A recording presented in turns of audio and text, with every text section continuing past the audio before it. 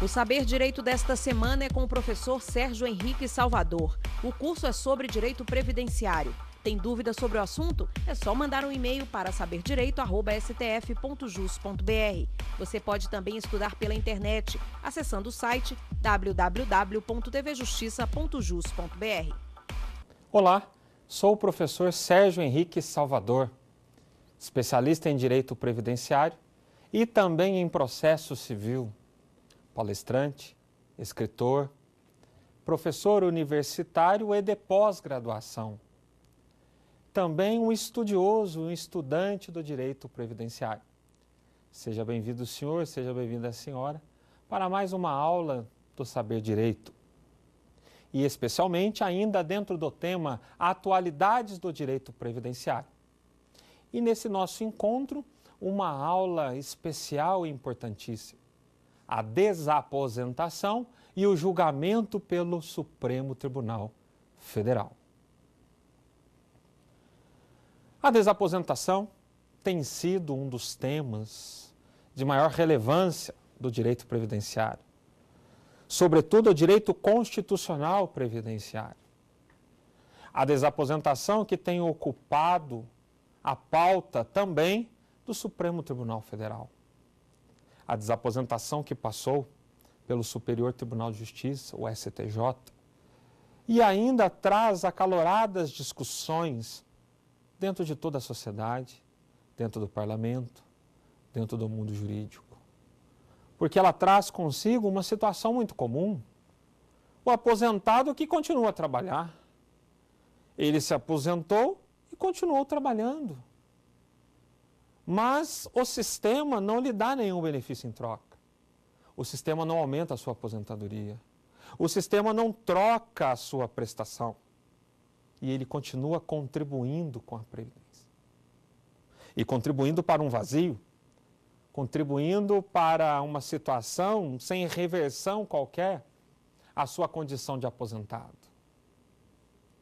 A desaposentação, ou também entendida como desaposentadoria, ou ainda reaposentação, ou nova aposentadoria, e para alguns troca da aposentadoria. Existe uma celeuma, sobretudo no nome desse assunto, dessa temática. Contudo, tecnicamente, desaposentação seria a terminologia mais correta. O cidadão, ele vai até a Previdência e ele celebra um ato administrativo chamado aposentação. É o ato jurídico, administrativo, celebrado com a Previdência. Ora, ali então, ele se aposenta. Ele tem a aposentação.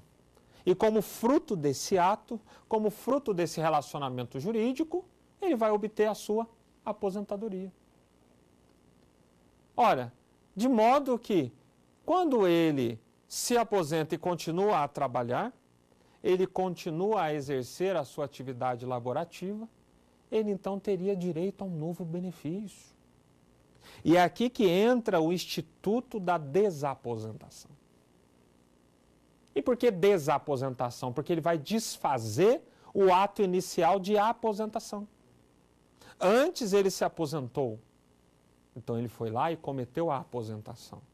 E agora ele quer uma nova aposentadoria, então ele vai desfazer aquele ato anterior. Mas é um desfazimento vinculado, porque nós vamos ter o aparecimento de um novo benefício, muito melhor financeiramente falando.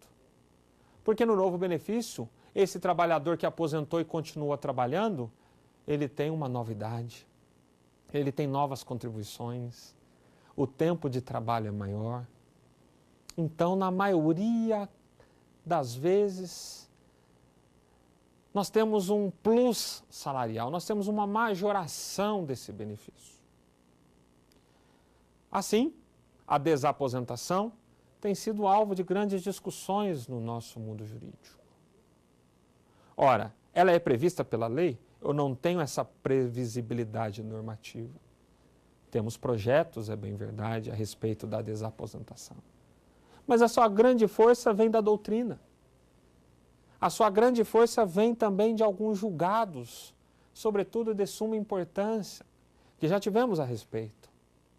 Mas a contribuição doutrinária aqui, ela pesa muito para entender, compreender e viabilizar a desaposentação.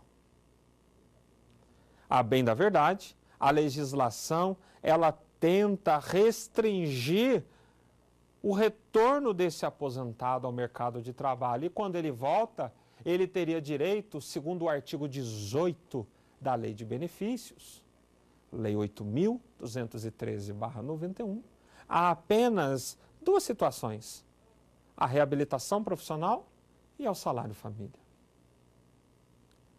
Porém, esse mesmo diploma legal, aliás, regulador de todo o pacote previdenciário, não traz objetivamente um artigo, inciso ou a linha sequer, regulamentando a desaposentação, condicionando a desaposentação, ou, objetivamente, afirmando que ela não exista.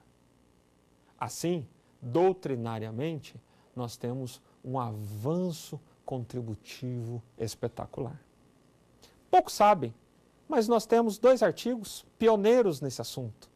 Da década de 80, nós temos o primeiro artigo, e depois na década de 90, nós temos um outro artigo a respeito da reversibilidade de benefícios. Ali a doutrina previdenciária já começava a semear o que hoje é a desaposentação. E esse mesmo assunto, ele foi alicerçado ao longo do tempo, sedimentado, construído com a... Em linhas gerais, o cidadão que quer se desaposentar, ele quer um novo benefício. Ele trabalhou, aposentou, mas aposentou e não foi para os seus aposentos, ele continuou a contribuir. Interessante que a ideia seria ir para os seus aposentos. Aqui a semântica da palavra aposentadoria, ir aos aposentos. Porém, esse fenômeno esperado não ocorreu. Sobretudo pelas oscilações do tratamento dos benefícios. Sobretudo pelos critérios defasados de reajustes previdenciários. Sobretudo por uma política que não reajusta adequadamente os benefícios. E ele vai se distanciando, por exemplo, do reajuste do salário mínimo, criando defasagens, criando oscilações. A ideia do teto previdenciário, do regime geral, ou seja, ele pode ter uma boa base contributiva, mas a sua aposentadoria está limitada ao teto. O fator previdenciário, que nada mais é do que um grande redutor, uma fórmula matemática que reduz. A Previdência dá o benefício, mas olha a idade desse trabalhador. Se ele for considerado novo para o governo, ele vai sim se aposentar, mas com redução do seu benefício. E é interessante que a Previdência recebeu os recolhimentos previdenciários, mas olha para a idade do trabalhador e diminui o valor do seu benefício. Então, essa insegurança do sistema produziu um fenômeno já de muitos anos, em que aquele aposentado, ele não vai para os seus aposentos, ele continua trabalhando, ele continua no mercado de trabalho. Lógico, é uma tese doutrinária e defendida judicialmente. Nós temos argumentos favoráveis, argumentos contrários, temos doutrinadores favoráveis, como também doutrinadores contrários. Temos argumentos sólidos, coesos, respeitados, dos dois lados. Mas a questão, ela deve ser também vista sobre um outro aspecto, um aspecto de legalidade, de protecionismo e de validade do trabalho. Ora, ele está trabalhando, ele continua segurado do sistema, ele continua filiado à Previdência, ele continua exercendo o seu trabalho, vinculado com a empresa por um contrato de trabalho. Ele continua recebendo salários com projeções e reflexos na Previdência. Ele ali, então, é um empregado. Ele tem, então, as repercussões trabalhistas, fiscais. Mas e a repercussão previdenciária? Só pelo fato dele ser aposentado, ele não é mais visto pela Previdência? A Previdência é somente para uns e não é para outros? A Previdência ela teria limites ou condições de tutelar aqueles que continuam contribuindo para ela? Aqui o campo de pouso da desaposentação. E que ele está legitimamente, licitamente inserido no mercado de trabalho. Ele é uma pessoa, um ente jurídico tutelado pelo Estado. E ele é aposentado, eu tenho a contribuição previdenciária. E a grande questão que a desaposentação coloca, essa contribuição é revertida para o quê? Anteriormente, nós tínhamos a figura do pecúlio, que foi extinto no início da década de 90. Como funcionava o pecúlio? Aquele cidadão, então, aposentado que trabalhava. Quando ele deixava o trabalho, ele procurava a Previdência e a Previdência devolvia aquilo que ele contribuiu, o pecúlio. O pecúlio foi extinto por uma série de razões. E aí estamos hoje com a desaposentação, porque esse trabalhador ele não foi para os seus aposentos e não está indo. Ele não está abrindo mão do seu local de trabalho, sobretudo pelo valor pequeno e defasado do seu benefício. A pessoa hoje consegue vincular a sua contribuição ao benefício a ser recebido se for salário mínimo. Contribuir em cima de salário mínimo, a minha aposentadoria será salário mínimo. Mas o inverso, ou seja, uma contribuição maior, não significa que vai ter um benefício nos mesmos moldes em que contribuiu. Essa é uma das várias oscilações do sistema que justifica a desaposentação e tem justificado. A desaposentação procura o bem-estar do indivíduo, desse trabalhador. Como o Supremo Tribunal Federal tem enfrentado esse debate, como a doutrina também tem colocado. Esse cidadão aposentado, ele é um sujeito de direitos, ele tem deveres e obrigações. Em cima da sua contribuição, do seu salário da empresa, vai ter a contribuição ao INSS, mas ele já é aposentado. Então o governo só vai arrecadar e não vai lhe dar um outro benefício. E não vai incrementar dentro do seu benefício essa contribuição que é feita. Para muitos, é uma tese surreal, filosófica, espantosa. Para muitos, ela não existe, não tem possibilidade jurídica. Mas, em uma análise factual, quantos trabalhadores estão ainda ativos no mercado de trabalho e aposentados? A legislação, a norma deve regulamentar, tratar de condutas sociais. Como a desaposentação não tem um permissivo explícito, como também não tem aquele óbice explícito a ela, eu tenho que entender outras situações. Eu tenho que procurar outros caminhos para sustentar essa tese. E assim tem feito a doutrina e também a jurisprudência. Não se trata de uma criação filosófica, iluminada da noite para o dia, mas estudos teóricos a respeito. Nós tínhamos um tratamento a essa conduta com a figura do pecúlio. A situação factual era resolvida. Ele se desligava da empresa, o que ele contribuía após a aposentadoria, o governo lhe devolvia. E assim é até hoje em alguns países lá na Europa. Mas nós preferimos adotar o modelo da revogação. Revogar previamente sem discutir. E o curioso é que o pecúlio foi na década de 90 que ele foi extinto. E a nossa legislação basilar, a 8.213, é de 1991. E cerca de 2, 3 anos depois o pecúlio é extinto, ou seja, não deu tempo nem de amadurecer essa situação, que talvez se hoje fosse existente, nós não teríamos a desaposentação, ou não teríamos ela como hoje ela é compreendida. Então esse indivíduo, ele deve ter uma tutela especial, específica do Estado. Ele deve ter um tratamento diferenciado. Ele deve ter algo que o Estado lhe dê em troca. E aí que entra essa tese. E a Justiça tem sim enfrentado o debate. não de uma maneira unânime, mas majoritariamente, em que pese estarmos aí num embate quase que de empate técnico dentro do Supremo Tribunal Federal. Mas os tribunais federais já têm consentido nas suas diversas regiões esse estudo da desaposentação. Logo, um estudo temático importante e ideal para grandes pesquisas, sobretudo a literatura jurídica. Aqui, uma introdução conceitual, algo a respeito do Instituto em si. E interessante pensarmos que nós temos uma previsão no decreto regulamentador, o artigo 181, o artigo 181 do decreto 3048/91, 3048/91. Ele diz que as aposentadorias, depois de recebidas, são irrenunciáveis. Não tem como desistir. Mas o decreto entrou numa área em que a lei não regulamentou.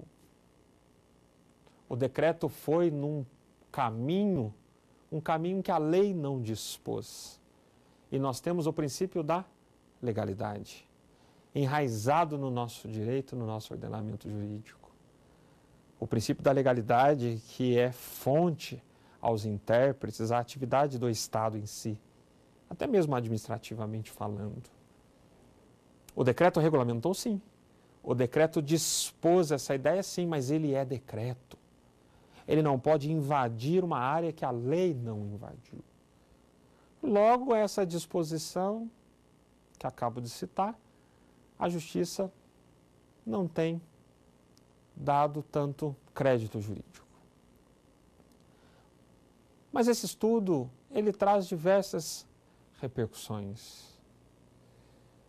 Ele traz uma verdadeira reflexão dentro do próprio sistema previdenciário, de maneira que deve ser aperfeiçoado, de maneira que deve ser objetivamente melhor compreendido e melhor tutelado.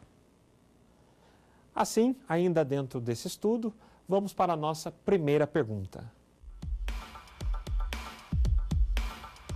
Eu queria saber qual o conceito de desaposentação. A desaposentação é um termo doutrinário, uma criação doutrinária, e a jurisprudência tem aperfeiçoado. Não existe um conceito legal da norma, mas um conceito de estudos doutrinários. A doutrina coloca como um ato de desfazimento, de desconstituição da aposentação. Um ato desconstitutivo da aposentação.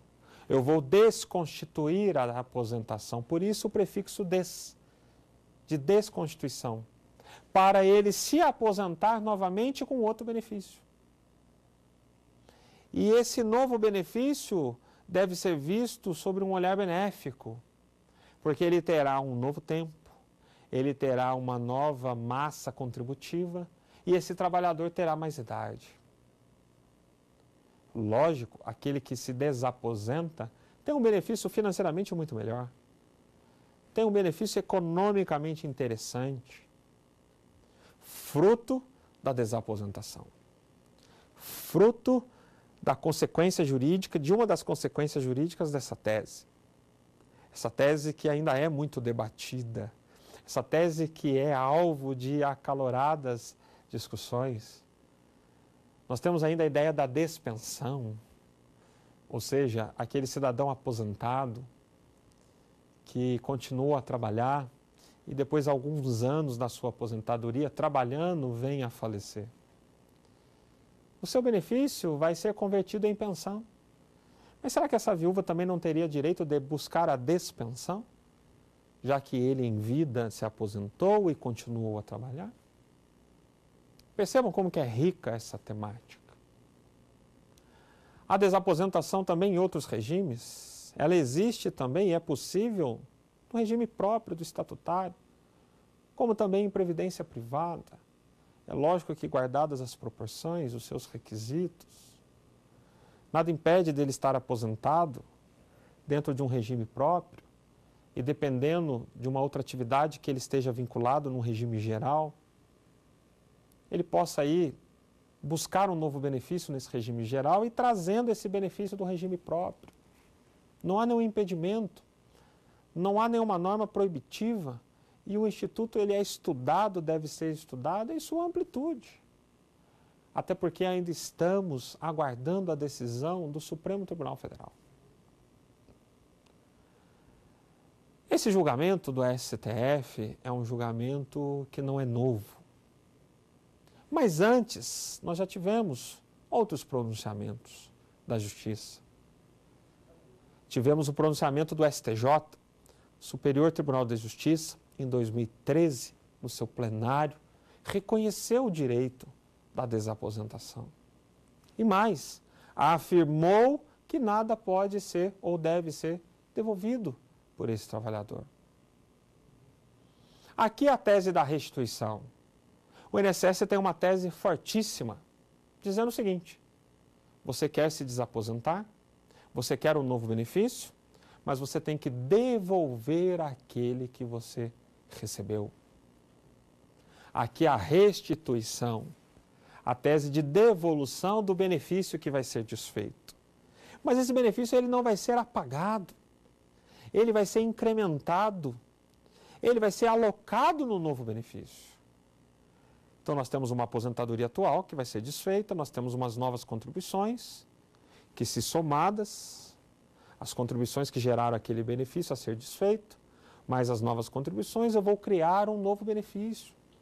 Então faz parte de um processo em que eu vou sim desfazer de algo, mas eu vou levar essas contribuições com base em outras contribuições e criar um novo benefício a ser garantido e tutelado pelo Estado, e isso que vem sendo feito através da Justiça. De modo que a restituição tem sido aí uma tese fortíssima da Previdência, uma tese sólida, coesa, com diversos fundamentos, mas que também tem sido afastado por vários precedentes, sobretudo do STJ. O STJ, como disse, em 2013, no seu plenário, ele assentou que não há necessidade de devolução alguma. Ele assentou que verdadeiramente a desaposentação é legítima. Ele afirmou que não há nada de errado em esse trabalhador aposentado postular, reclamar, vindicar um novo benefício.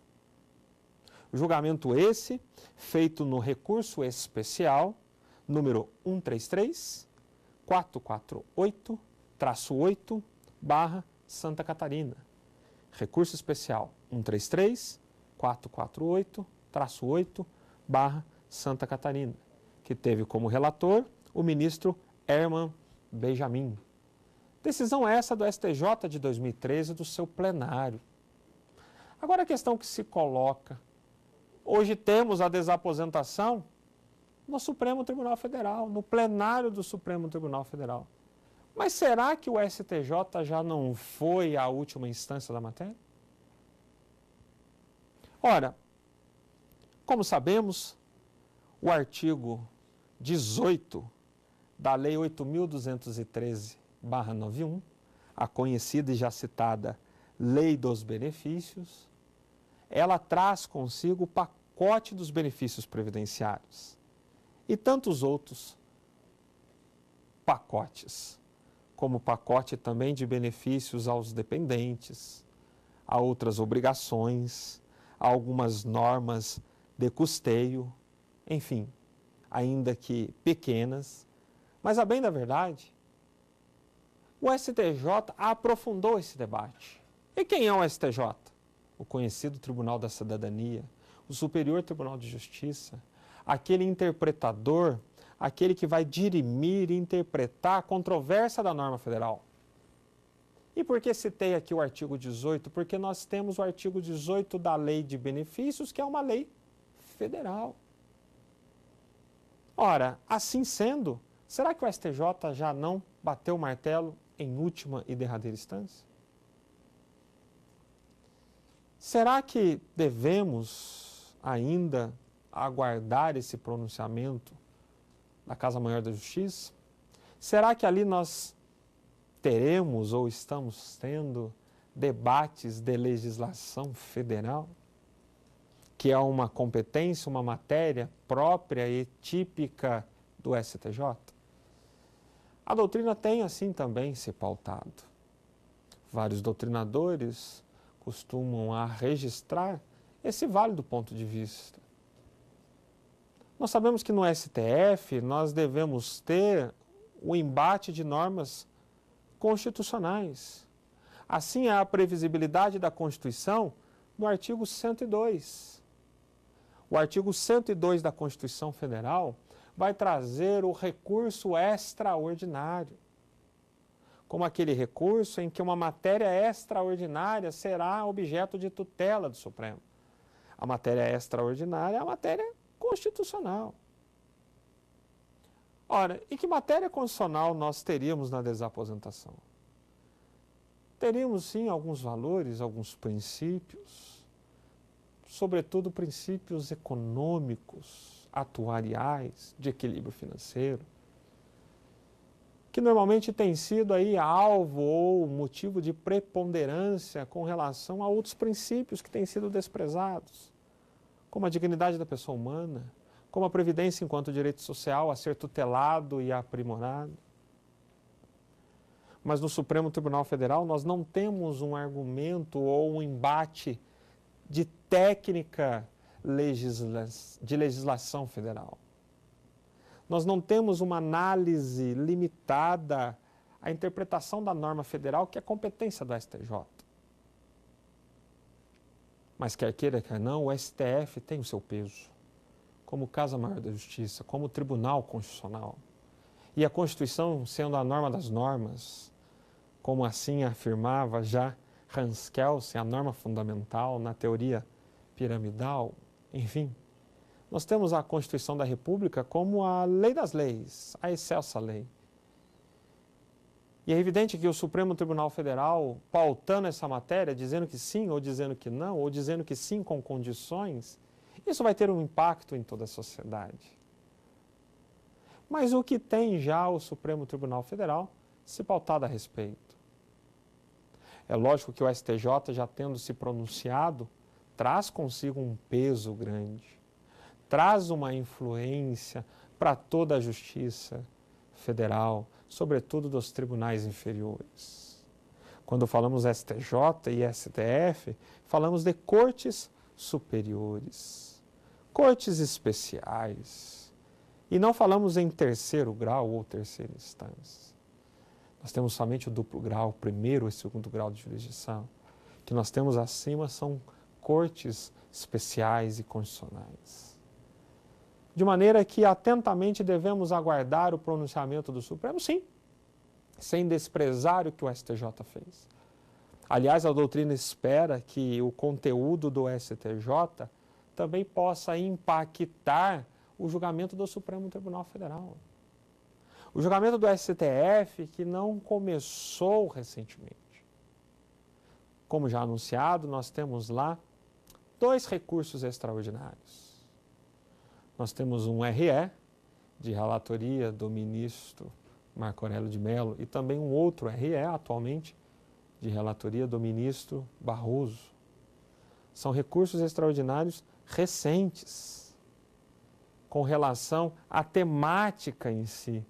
Mas a causa já estava sendo debatida anteriormente pelo STJ e também em outros pronunciamentos.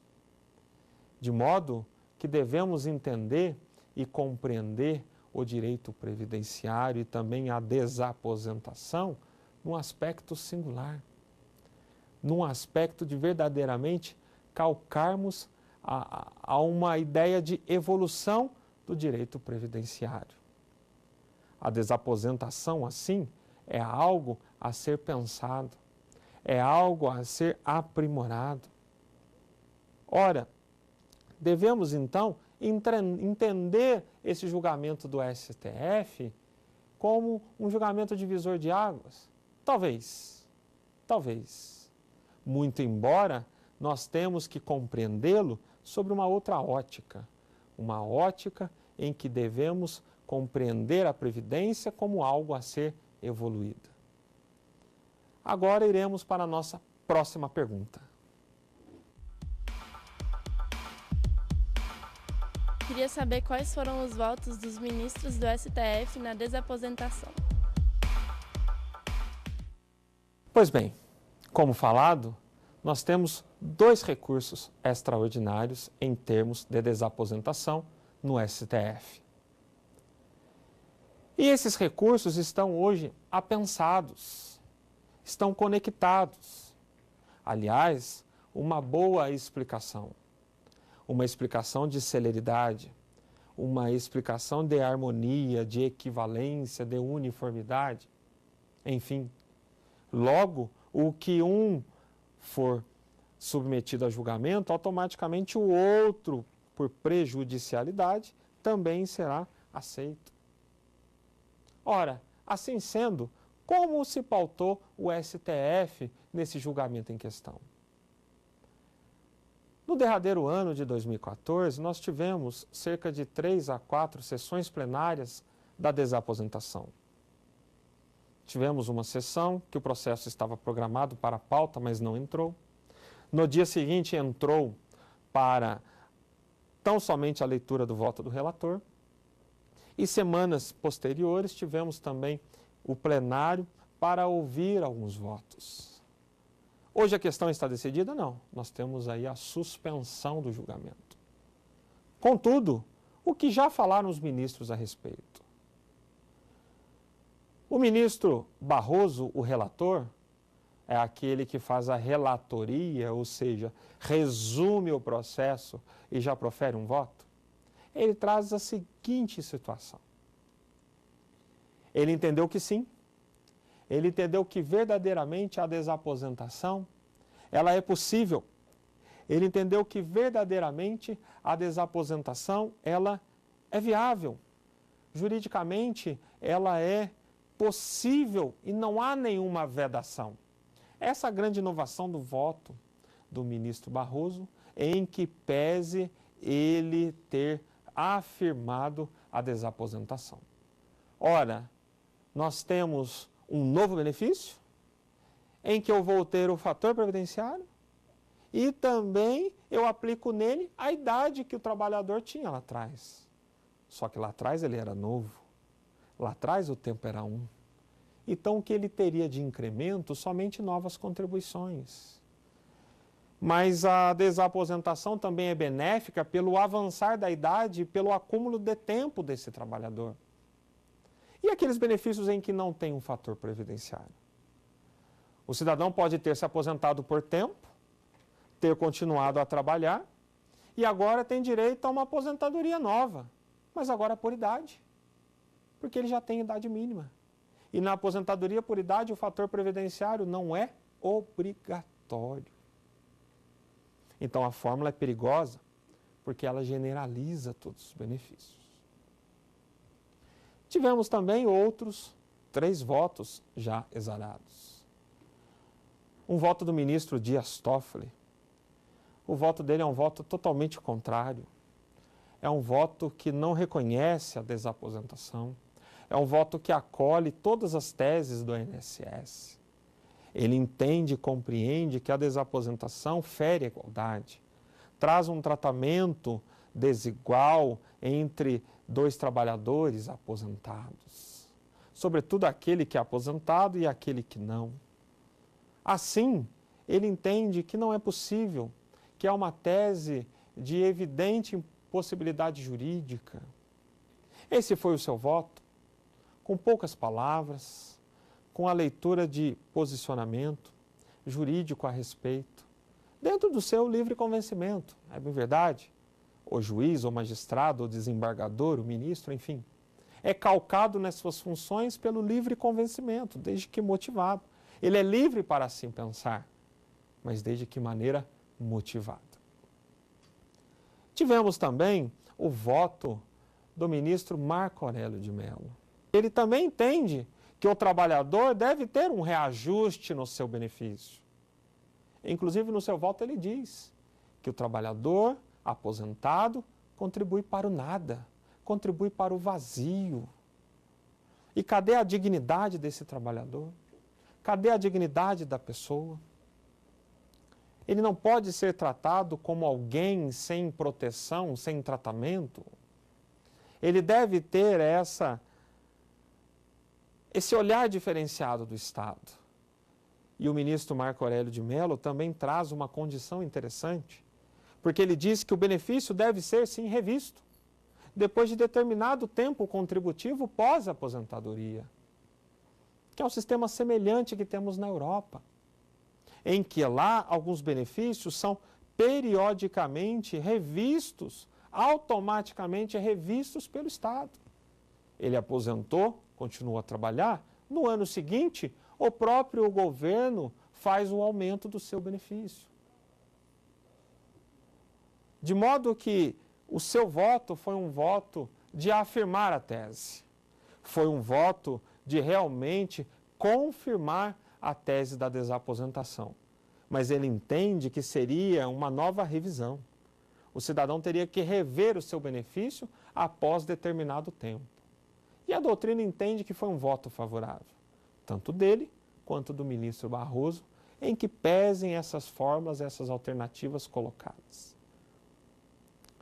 Tivemos ainda o voto do ministro Teori Zavascki, oriundo do STJ. O ministro Zavascki, também acompanhando o ministro Toffoli, não aceita a tese da desaposentação. Aliás, ele disse que é uma norma pública e, enquanto norma pública, nós não podemos criar essas situações de desigualdades. Ele adotou um caminho um pouco mais restrito, superficial e próximo ou em sintonia com o ministro Dias Toffoli. Então percebam que nós temos até então 2-2. Guardadas as devidas possibilidades, nós devemos ter ainda um patamar de discussões acirradas. A matéria ainda não foi exaustivamente enfrentada. Esse julgamento está de posse da ministra Rosa, que na última sessão, na sessão do fim do ano passado, pediu o voto visto, ou seja, ela exerceu o que prevê o regimento. Ela retirou o processo do plenário para melhor estudar e até agora não se pronunciou a respeito. Não ainda deu indicações de quando irá devolver o processo para uma discussão plenária. Estamos todos ansiosos com esse julgamento do Supremo. Interessante também pontuarmos que ele está tramitando sob o regime da repercussão geral. O que equivale a dizer que a repercussão geral nada mais faz do que aqui confirmar exaustivamente o poder e a importância da desaposentação. A repercussão geral, segundo o CPC, do artigo 543 e seguintes, afirma que aquela causa que tem uma relevância social, política, econômica, jurídica, de tal orla, ela vai caminhar como repercussão geral.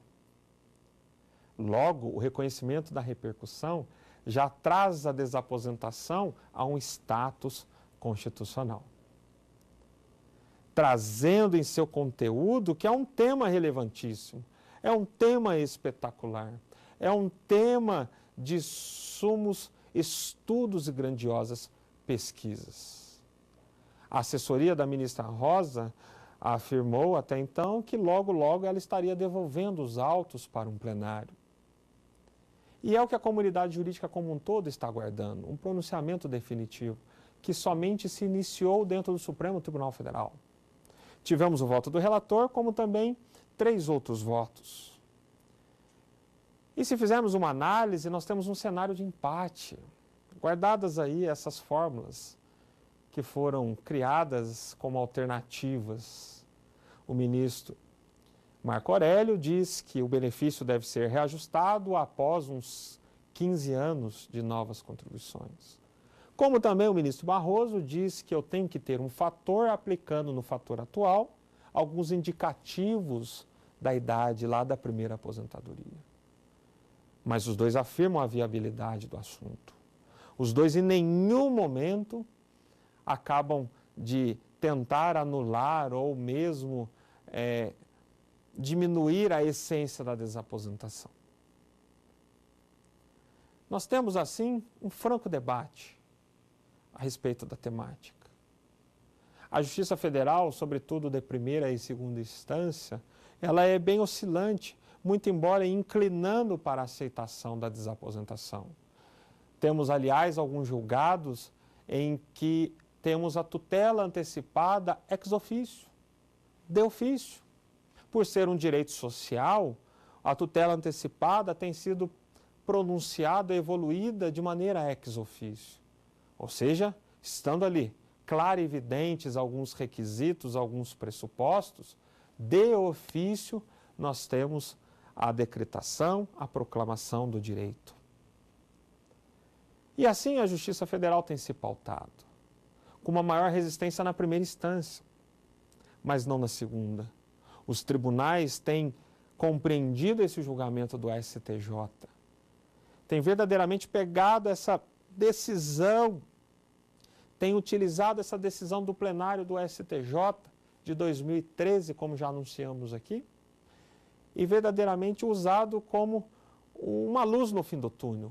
Até porque o STJ, ele é o tradutor, interpretador, o dirimidor da controvérsia da lei federal. Nós conhecemos o famoso recurso especial do artigo 105 da Constituição Federal.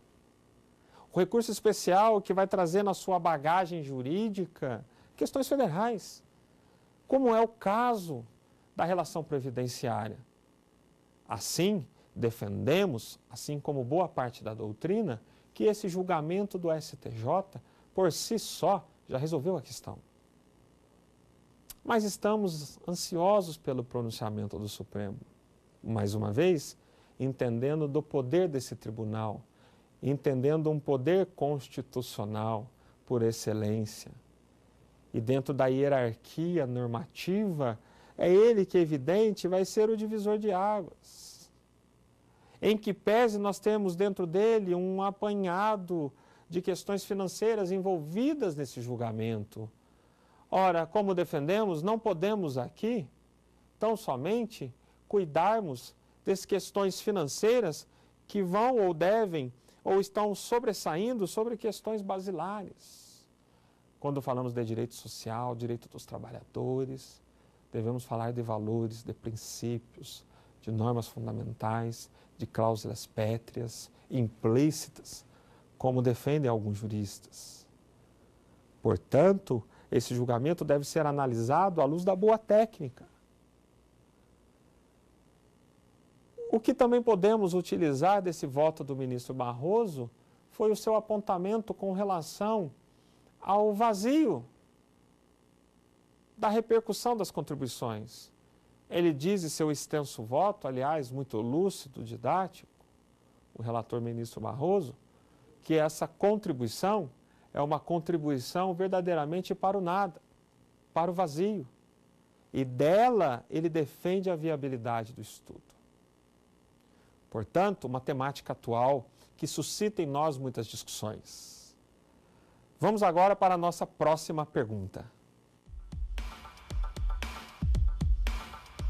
Qual a expectativa do julgamento pelo STF? Pois bem, o julgamento do STF. Estamos todos aguardando esse pronunciamento de uma maneira ansiosa. Toda a doutrina, toda a comunidade jurídica, em que pese o STJ já ter se pronunciado a respeito. Porém, não sabemos quando ele vai ocorrer de maneira definitiva. Mas isso também não é empecilho para o exame da causa da desaposentação. Em que pese estar sob o regime da repercussão geral, eu não tenho uma decisão para suspender processos de todo o país. Logo, enquanto não tivermos o conteúdo definitivo do STF, nós verdadeiramente podemos, enquanto a sociedade, defender e buscar a desaposentação. O cenário é um cenário indefinido. Temos 2 favoráveis, 2 contrários. Temos ainda outros ministros recém-indicados pelo governo, alguns oriundos da AGU, enfim, outros mais constitucionais, outros mais técnicos. Temos ainda uma lacuna que ainda falta um ministro do Supremo Tribunal Federal, dada a aposentadoria recente do ministro Joaquim Barbosa. Enfim, nós não temos ainda um cenário definitivo. A expectativa é que verdadeiramente é isso que a sociedade anseia, é a expectativa de olhar para a causa de uma maneira especial. De que a desaposentação seja encarada de uma maneira boa, positiva, como algo justo de correção a distorções sociais. Aquele cidadão, ele está trabalhando, contribuindo, ele então não merece um cuidado, uma atenção do Estado? Ah, mas se ele já é aposentado, ele já recebeu. Mas ele não é uma figura inerte. Ele então passa a ser encarado como um robô, alguém robotizado, sem expressões, sem verdadeiramente ter direitos e deveres. Então, se ele tem direitos e deveres, é evidente que ele tem que usufruir e exercê-los. Ele se aposentou e continuou a trabalhar. Ele contribui para o quê? Para o vazio? Para nenhum retorno? Nós temos ainda um patamar constitucional importantíssimo, que as contribuições, os ganhos habituais do trabalhador devem repercutir dentro da ótica previdenciária. Mas a desaposentação, para alguns, ela é impossível, ela é injusta, ela é filosófica, ela é surreal, ela é injusta de uma maneira que traz tratamento desigual dentro de um mesmo local de trabalho. Sobretudo aquele cidadão que aposentou e não continuou trabalhando, mas que aquele aposentou e continuou trabalhando, ele vai ter um plus financeiro. E cabe aqui destacar que ela é uma tese judicial. Não existe um pedido administrativo, não existe um protocolo dentro da Previdência, não existe lá uma pretensão administrativa, é uma briga judicial de anos e anos. Mas a esperança é que verdadeiramente o Tribunal Constitucional tenha esse olhar diferenciado para o aposentado que continua trabalhando. Ele quer a evolução do seu benefício, ele quer evoluir um princípio que é constitucional, que é a dignidade da pessoa humana. E na maioria das vezes e dos casos, ele sempre tem um benefício majorado, ele sempre tem um benefício recebido. É essa a expectativa que toda a sociedade aguarda. É a esperança de verdadeiramente termos um julgamento feito não somente sobre o olhar financeiro, sobre o olhar de um malfadado ou mal explicado déficit previdenciário. Nós não podemos ter a questão financeira, econômica, atuarial, acima da questão da evolução de direitos sociais. Como aqui falado no início da aula, a desaposentação, ela trata de uma adaptação de um fato social. Ela trata de uma situação que verdadeiramente deve ser olhada pelo Estado como um todo. Eu não posso ser inerte enquanto intérprete ou indiferente a esse fenômeno. E quanto intérprete da norma, como você estudante, como você operador do direito, nós devemos procurar as soluções, nós devemos verdadeiramente buscar a saída, mas numa perspectiva de evolução, uma perspectiva de aperfeiçoamento. Afinal, Previdência é direito social. Afinal, ele quer apenas uma nova aposentadoria em que ele contribuiu para tanto e que nada deve ser devolvido. Ele não agiu de má fé, esse trabalhador aposentado que continuou a exercer a atividade. Qual a má fé que ele tem? Qual a fraude que ele comete para tentar devolver o que recebeu? Que para o INSS é indevido. Indevido são aqueles benefícios obtidos mediante fraude, mediante ilícito. Mas ele aposentou e continuou trabalhando. Continuou a ser conhecido, tutelado pelo Estado como empregado, como cidadão e como segurado. Ele verdadeiramente continua sendo filiado ao sistema.